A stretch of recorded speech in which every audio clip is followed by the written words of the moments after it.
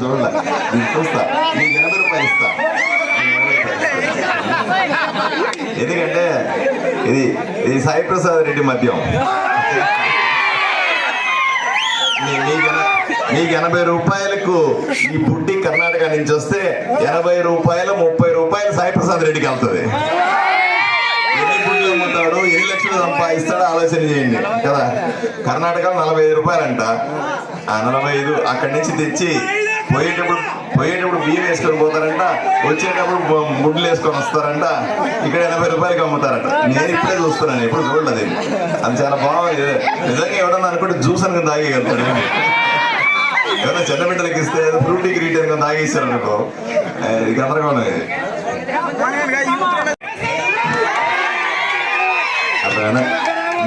నేను ఇట్లాంటి లీడర్ని కాదు, ఇట్లాంటి ఎమ్మెల్యేని కాదు. నేను నరేంద్ర మోదీ దగ్గర టికెట్